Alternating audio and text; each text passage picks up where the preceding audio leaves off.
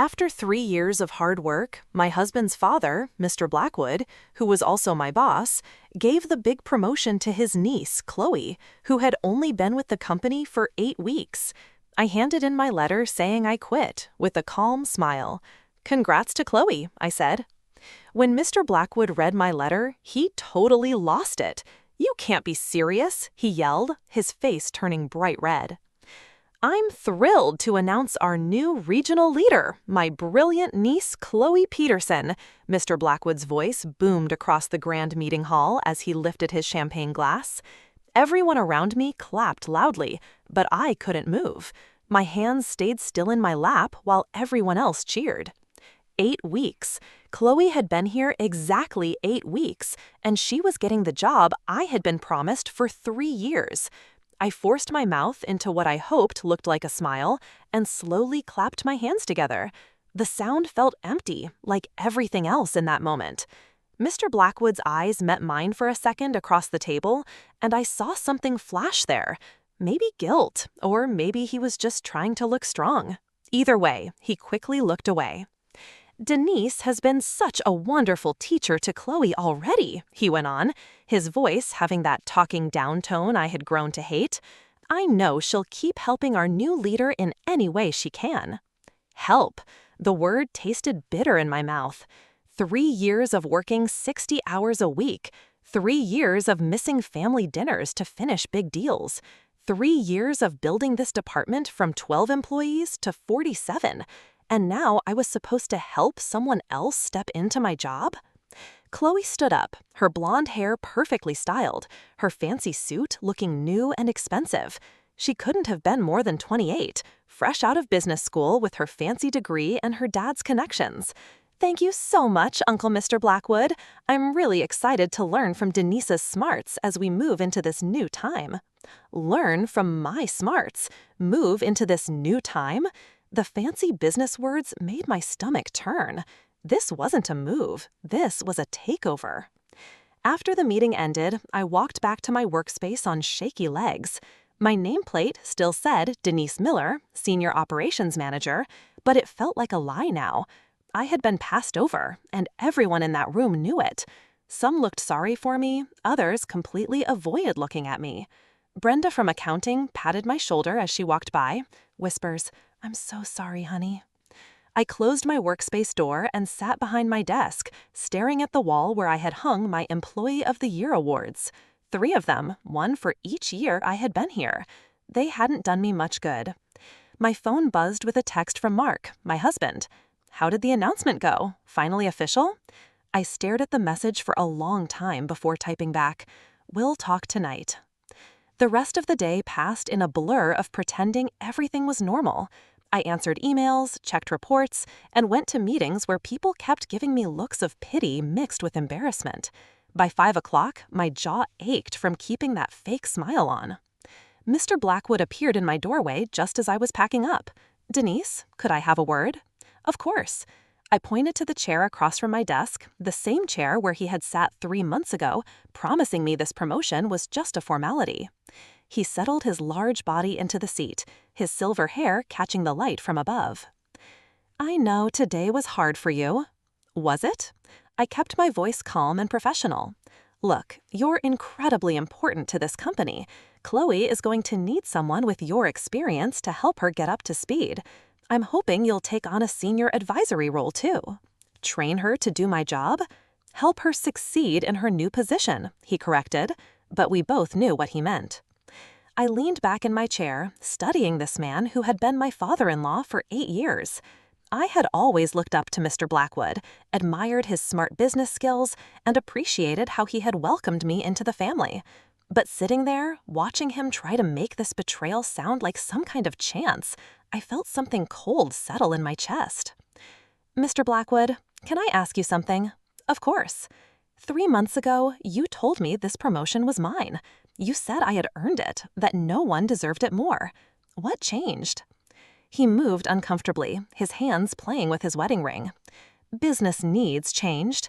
Chloe brings new ideas, a fresh way of looking at things. 8 weeks of new ideas versus 3 years of proven results?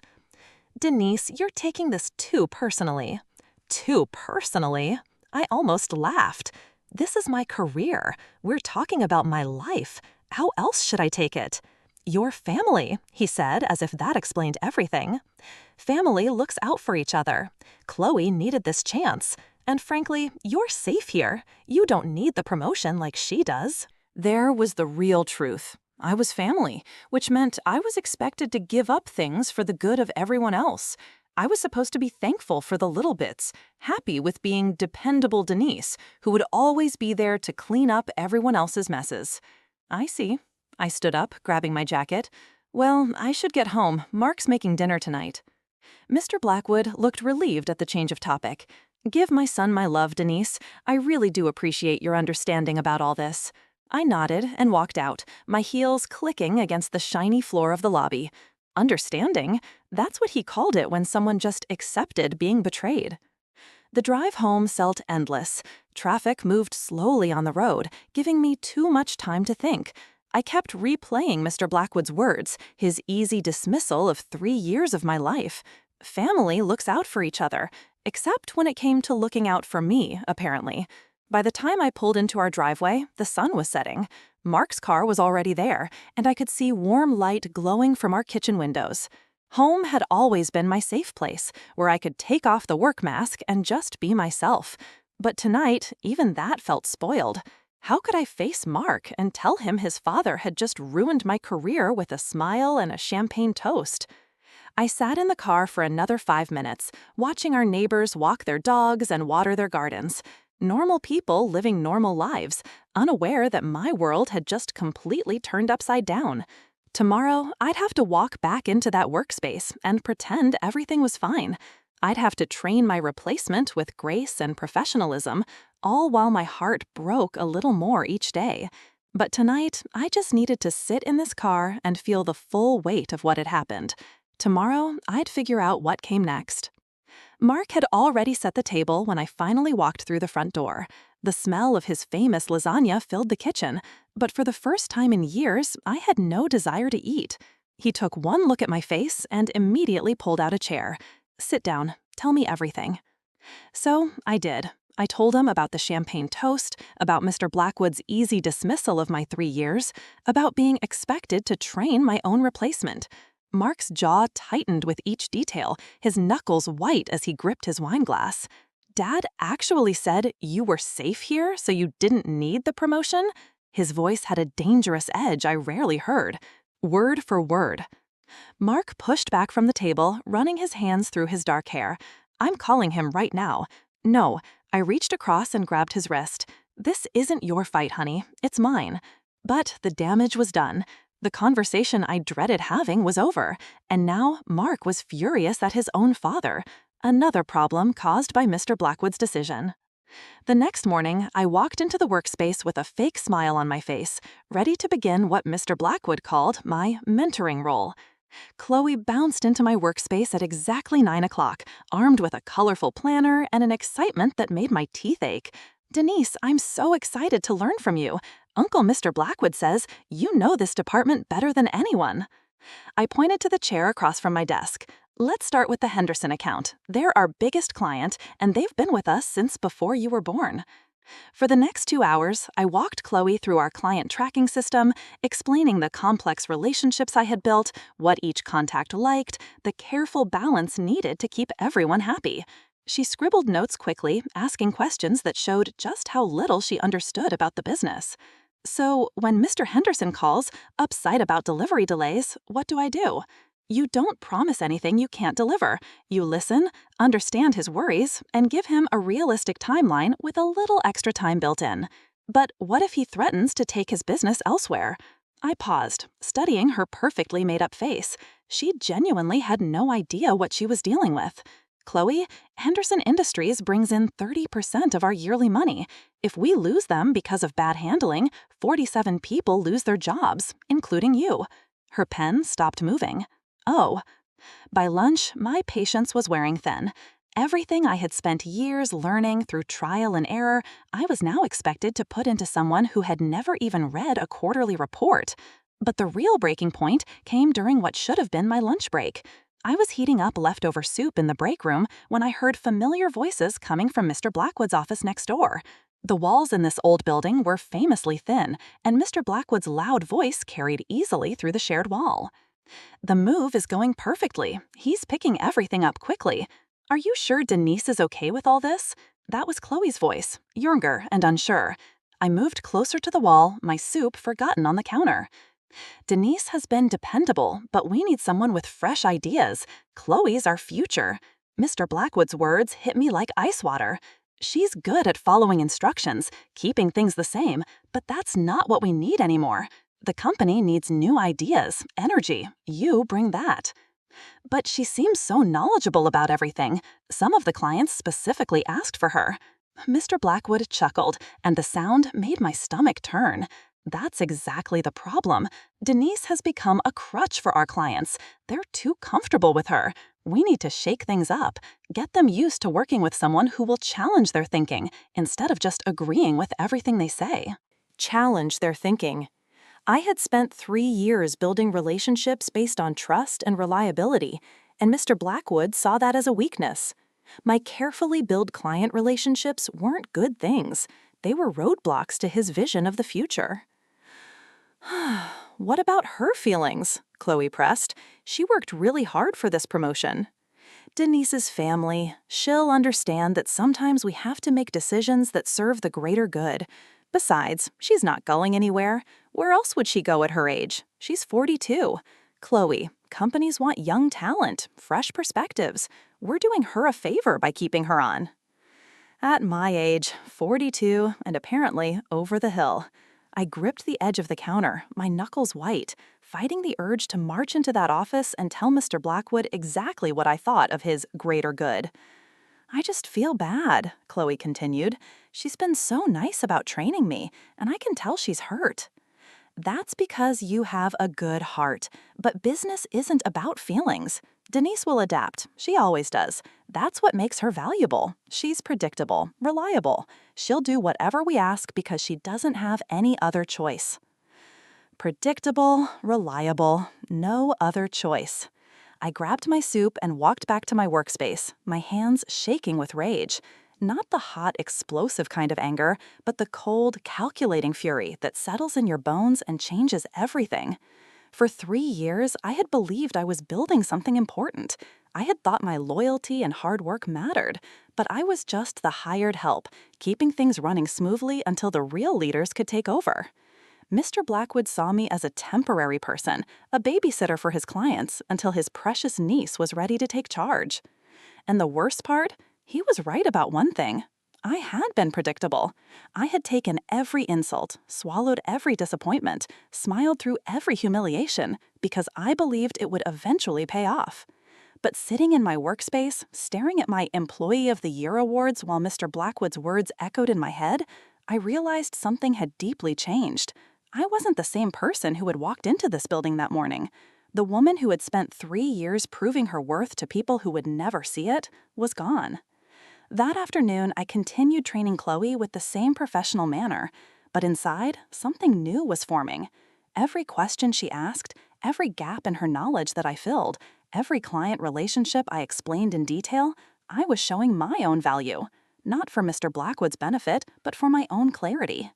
When 5 o'clock came, I packed up my things with calm care. Tomorrow would bring new understandings, I was sure. But tonight, I had some serious thinking to do about what came next. That evening, I sat at my kitchen table with my laptop open and a cup of tea growing cold beside me. Mark was working late, which gave me the quiet I needed to do what I had been thinking about for 2 weeks. My fingers hovered over the keyboard for a long moment before I began typing. "Dear Mr. Blackwood, please accept this letter as my formal notice that I am leaving my job as Senior Operations Manager at Sterling Corp. My last day of work will be Friday, March 15th, giving the usual 2 weeks' notice. I want to thank you for the chances I've had here over the past 3 years. I've learned a lot, and I'm thankful for the experience. I wish the company continued success in the future. Sincerely, Denise Miller." Short, professional, final. I read it 3 times, each time feeling a strange sense of peace settle over me. There was no anger in those words, no accusations or emotional outbursts, just a clean, respectful exit from a situation that had become impossible to bear. I printed the letter on our home printer, signed it with my favorite pen, and slipped it into a crisp white envelope. Then I closed the laptop and went to bed, sleeping better than I had in weeks. The next morning, I dressed with extra care, my navy blue power suit, the one that always made me feel confident, paired with my grandmother's pearl earrings. This was going to be a day to remember. I wanted to look the part. I arrived at the workspace early, before most people, and placed the envelope in the center of my desk. Then, I went about my morning routine as if nothing had changed. I answered emails, checked reports, and even helped Tom from accounting fix a spreadsheet problem. At exactly 10 o'clock, I picked up the envelope and walked to Mr. Blackwood's office. His secretary, Maria, looked up with her usual warm smile. "Good morning, Denise. He's just finishing up a call. No rush. I'll wait." Maria had been Mr. Blackwood's secretary for 15 years, and she had always been kind to me. I wondered if she would miss our brief morning chats about her grandchildren and my weekend plans. Probably not. Secretaries saw people come and go all the time. Mr. Blackwood's door opened, and he came out, looking busy, his phone still pressed to his ear. He waved me in while continuing his talk about future plans. I sat in the familiar chair across from his desk and waited. When he finally hung up, he looked at me with barely hidden impatience. "What can I do for you, Denise? I've got back-to-back meetings until 3. I placed the envelope on his desk without a word. He stared at it for a moment, then looked at me with confusion.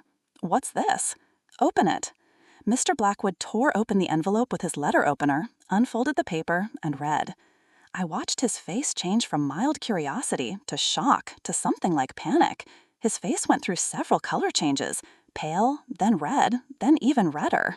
"You can't be serious!" The words exploded out of him as he shot to his feet, the chair rolling backward. "This is a joke, right? Some kind of way to get more money?" I remained seated, my hands folded calmly in my lap. "I'm completely serious, Mr. Blackwood." "Denise, we just promoted Chloe 2 weeks ago. You can't leave now. She needs your guidance, your smarts, the Henderson account alone." "We'll be fine. Chloe's very excited. I'm sure she'll figure it out." Mr. Blackwood began walking back and forth behind his desk, running his hands through his silver hair. "This is about the promotion, isn't it? Look, I know you're disappointed, but we can talk about other chances, maybe a different job title, more responsibilities." "Mr. Blackwood, stop." He froze in his steps. I had never used that tone with him before, calm but firm. This isn't about the promotion anymore. This is about respect and the fact that I've realized I don't have any here. "That's not true. You're valued, Denise. You're family." I stood up slowly, smoothing down my skirt. "No, I'm not. Family would have been honest with me about their plans. Family wouldn't have let me train my replacement without telling me that's what I was doing. Family wouldn't have described me as predictable and reliable behind my back while talking about how I have no other options." Mr. Blackwood's face went white. "You heard that conversation?" "Every word." The silence stretched between us, heavy with 3 years of unspoken truths. Mr. Blackwood sank back into his chair, suddenly looking every one of his 63 years. "Denise, please, let's talk about this calmly. Whatever you heard, you might have misunderstood." I understood perfectly. I moved toward the door, then paused with my hand on the handle. "You were right about one thing, though. I have been predictable. I've spent 3 years making excuses for being overlooked, convincing myself that my loyalty would eventually pay off. But I'm done being predictable. What do you want? More money? A fancy office? Name it." I turned back to look at him one last time. I want to work somewhere that values what I bring to the table, somewhere that sees potential instead of limits, somewhere that doesn't think 42 is too old to have fresh ideas. Mr. Blackwood opened his mouth to respond, but I was already walking out the door. Maria looked up as I passed her desk, concern on her face. She had obviously heard Mr. Blackwood's raised voice. "Everything okay, honey?" I paused and smiled at her, a real smile this time. "Everything's going to be just fine, Maria. Take care of yourself." Walking back to my workspace, I felt lighter than I had in months. The decision was made, the words were spoken, and there was no going back. I had 2 weeks to finish my projects, write down my processes, and hand over my responsibilities. 2 weeks to say goodbye to a part of my life that had taught me more about myself than I had ever expected to learn. The phone on my desk was already ringing when I sat down. Word traveled fast in a small office, and I suspected the next 2 weeks were going to be very interesting indeed. But for the first time since that awful day in the grand meeting hall, I was looking forward to what came next. The call came on a Tuesday morning while I was organizing my home office. I had been without a job for exactly 2 weeks, spending my days updating my resume, connecting on social media, and trying to figure out what came next. The phone number wasn't familiar, but something made me answer instead of letting it go to voicemail. Denise Miller, this is Sarah Lee from Summit Solutions. I hope I'm not catching you at a bad time. I nearly dropped my coffee mug. Summit Solutions was one of the fastest-growing companies in the region, known for their new ways of handling things and their reputation for promoting people based on their skills alone. Not at all. How can I help you?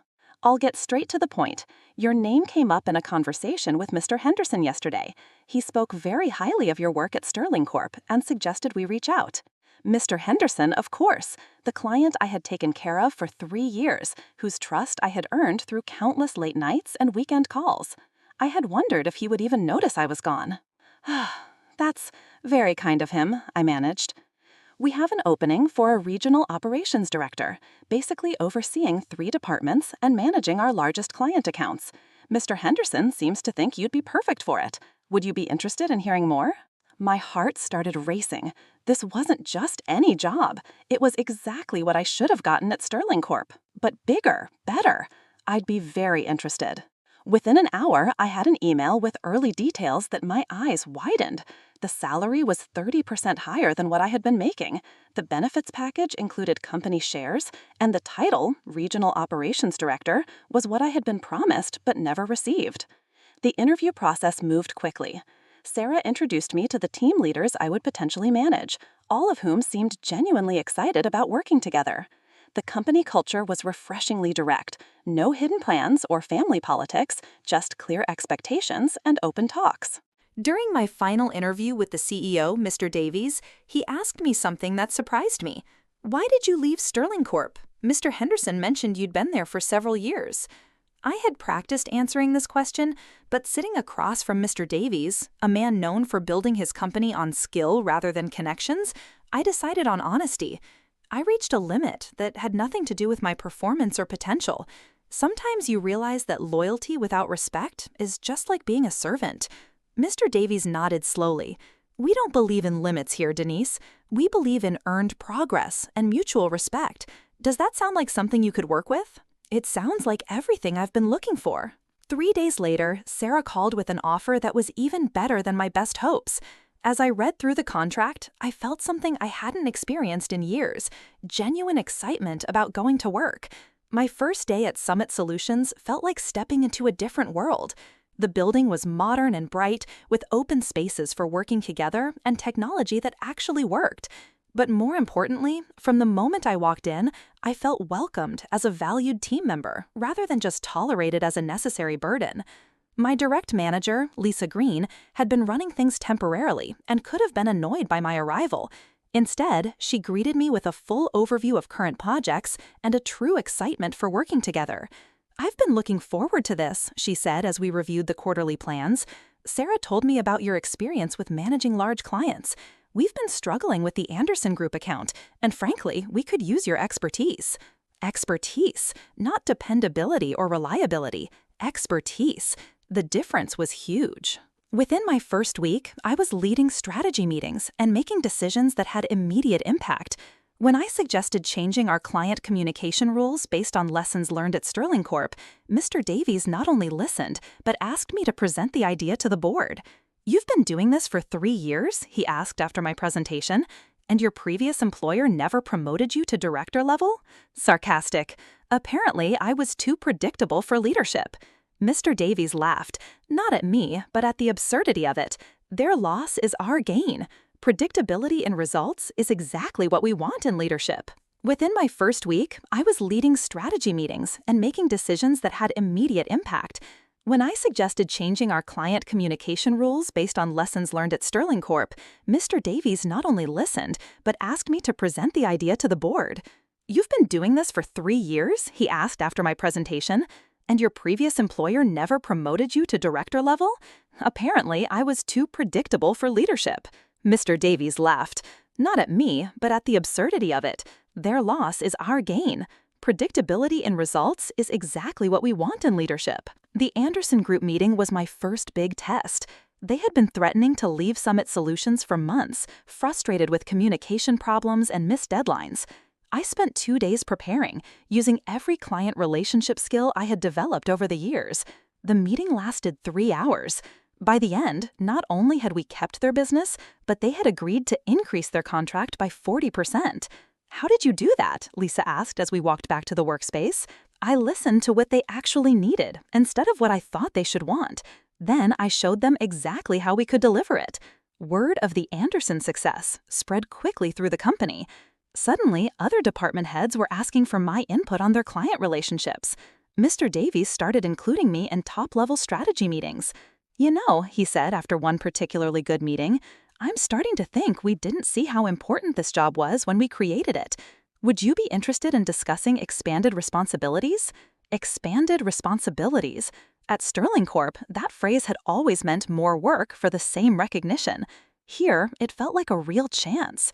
By the end of my first month, I was managing not just operations, but also leading a new client retention plan. My team had grown from 12 people to 18, and our department's performance numbers were the highest they had been in 2 years.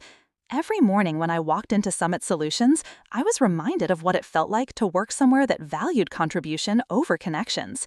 My ideas weren't just heard, they were put into action. My experience wasn't just acknowledged, it was used for company growth. The contrast with my old job was striking. At Sterling Corp, I had spent 3 years trying to prove my worth to people who had already decided I was not needed. At Summit Solutions, my worth was assumed, and the focus was on how to get the most of my contribution to our shared success. For the first time in my professional life, I understood what it meant to work at a company that truly valued skill over politics. 3 months into my new position at Summit Solutions, the talk going around the business world started reaching me through unexpected ways. At a quarterly networking event, I ran into Janet Mills from Pacific Financial, one of Sterling Corp's smaller clients. "Denise, I heard you moved to Summit Solutions. Good for you." Her tone carried something more than just a casual congrats. "Things have been interesting since you left." I kept my face neutral. "Oh. Well, let's just say our new contact at Sterling Corp isn't quite as quick to respond as you were. 3 weeks to return a call? That never happened when you were handling our account." Before I could respond, she was pulled away by another colleague, but her words stuck with me. 3 weeks to return a call? I had always prided myself on same-day responses. The next piece of information came from an even more unexpected source. Mr. Henderson called me directly at Summit Solutions 2 weeks later. "Denise, I hope you don't mind me reaching out. I have a professional question, but I also wanted to give you a heads up about something." "Of course, Mr. Henderson, what's going on?" "We're probably going to be ending our relationship with Sterling Corp at the end of this quarter." My stomach dropped. Henderson Industries was Sterling Corp's largest client. Losing them would be terrible. "I'm sorry to hear that. May I ask what happened?" Mr. Henderson sighs heavily. "Remember how we used to have those monthly strategy calls where you'd walk me through the quarterly plans and we'd change our approach based on market changes? Of course. Well, your replacement, Billy, I think, she missed our last 2 scheduled calls entirely. When she finally called back, she couldn't answer basic questions about our account status. She kept saying she'd get back to me with information, but those follow-ups never came." I closed my eyes, imagining Mr. Blackwood's reaction when he learned about Henderson's decision. "The final straw was last week. We had a delivery crisis. Remember how you used to handle those? Drop everything, work with logistics, keep us updated every hour until it was solved." I remember. "Chloe told us to file a complaint through the proper channels, and she'd look into it when she had time. Denise, we're talking about a $2 million shipment that was sitting in the wrong warehouse. She treated it like a paperwork issue."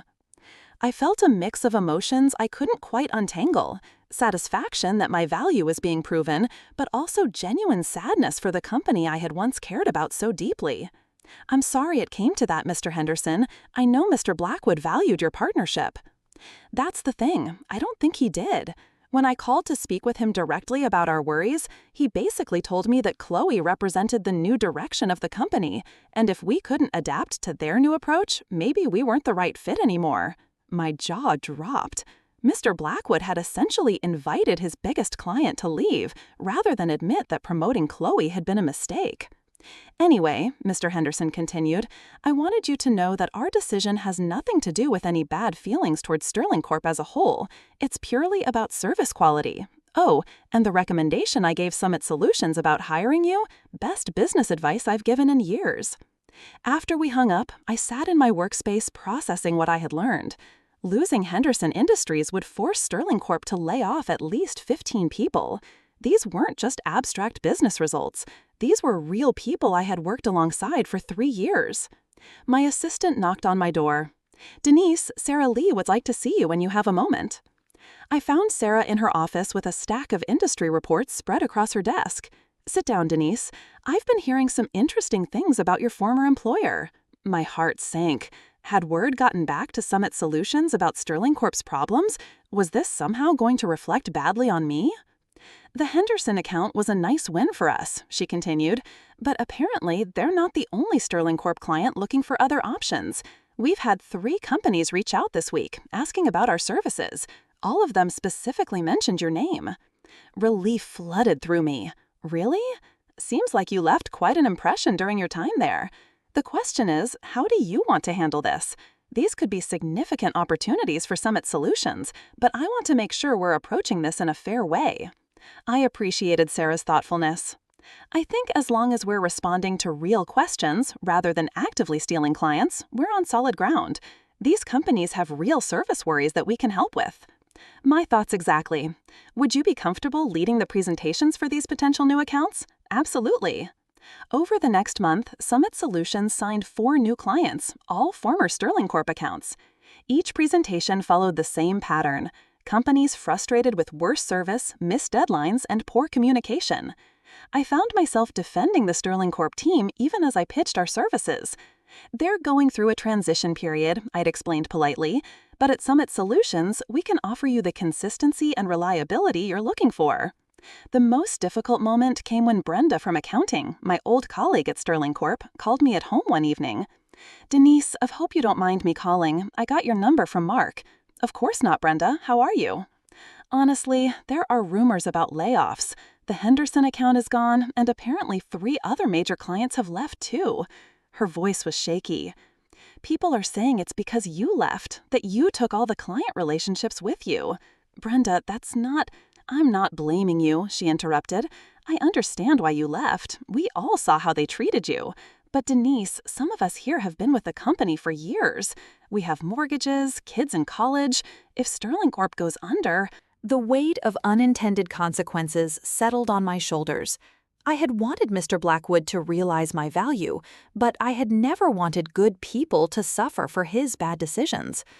"Are you looking for other opportunities?" I asked gently. At my age, who's going to hire a 58-year-old accountant? I thought about Summit Solutions' expansion plans, about the new jobs we'd be creating as we grew. "Brenda, can I give Sarah Lee your contact information? We're going to need experienced financial help as we take on these new accounts." The relief in her voice was clear. "Denise, you do that. You're good at what you do. That should matter more than politics or age." After I hung up, I realized something had changed in how I saw the situation. This wasn't about Sterling Corp's decline anymore. It was about people finding places where their contributions were valued. Some of my former colleagues would land on their feet, possibly in better situations than before. But Mr. Blackwood's lesson was becoming clear to everyone in the industry. When you put connections over skill, you don't just lose good employees, you lose the very base that keeps a business stable. 6 months after Brenda joined our team at Summit Solutions, I received an invitation that stopped me cold. It was on fancy cardstock, formal and elegant. "Mr. Blackwood requests the pleasure of your company at the Sterling Corp Annual Awards Dinner." I stared at the invitation for a long moment, wondering what game Mr. Blackwood was playing now. Mark found me in the kitchen that evening, turning the card over in my hands. "You're not seriously thinking about going," he said, reading over my shoulder. Mischievously, "Actually, I think I am." He looked at me as if I had suggested swimming with sharks. "Denise, why would you put yourself through that?" "Because I'm not the same person who left that company in tears. I want to see who I've become." The dinner was held at the city's main event hall, the same place where I had attended these events for 3 years running. But walking in that night, everything felt different. I wore a new dress, emerald green silk, that made me feel confident and powerful. More importantly, I carried myself differently. Sarah had insisted on coming with me. Moral support, she had said, though I suspected she was also curious about the company that had been foolish enough to let me go. The cocktail hour was awkward, as I had expected. Former colleagues approached with careful smiles and cautious conversation. Some seemed genuinely happy to see me doing well, while others appeared uncomfortable, as if my success somehow reflected badly on their decision to stay. Tom from accounting cornered me near the bar. "Denise, we all miss you. Things haven't been the same since you left." "How is everyone adjusting?" I asked politely. "Well, Brenda landing that job at Summit Solutions was great for her. And honestly, it's inspired some of us to start looking around too. Sometimes you don't realize you're settling until you see someone else refuse to." Before I could respond, the lights dimmed and Mr. Blackwood took the stage. He looked older than I remembered, his silver hair thinner, his face more lined. The confident business leader I had once respected seemed smaller somehow. "Welcome, everyone, to what has been a challenging but educational year for Sterling Corp," he began. "We've learned valuable lessons about adapting, about the importance of strong leadership, and about recognizing talent wherever it may be found." His eyes found mine in the crowd, and for a moment, neither of us looked away. "This year, we're honoring employees who've shown exceptional dedication during difficult times, people who stepped up when we needed them most." The award ceremony proceeded as usual. Recognition for sales achievements, excellent customer service, new ways of solving problems. But something felt forced about the whole event, as if Mr. Blackwood was trying to bring back past success through sheer willpower. Then came the surprise. "Our final award tonight is new," Mr. Blackwood announced. "The Excellence in Leadership recognition goes to someone who may no longer be with our company, but whose impact continues to shape how we do business." My stomach dropped. "Denise Miller, would you please come to the stage?" The room erupted in applause, but I remained frozen in my seat. Sarah nudged me gently. "Go on, this is your moment." Walking to that stage felt like the longest journey of my life. Mr. Blackwood met me halfway, holding out a crystal award that caught the hall lights. "Denise, your dedication to excellence and your commitment to our clients set a standard that continues to inspire our team. While we're sorry to see you've moved on to new opportunities, we want to acknowledge the foundation you built here." I took the microphone, looking out at faces I had worked alongside for 3 years. Some were smiling, others looked uncomfortable, and a few, like Chloe, sitting at Mr. Blackwood's family table, appeared truly embarrassed. "Thank you," I began, my voice steady despite my racing heart. "Working at Sterling Corp taught me valuable lessons about business, about relationships, and most importantly, about knowing your own worth." I paused, letting that sink in. "I've learned that loyalty is important, but it should never be one-sided. That hard work matters, but only when it's recognized and valued, and that sometimes the best thing you can do for yourself and for your career is to walk away from situations that no longer help you grow." The applause was more scattered this time, unsure.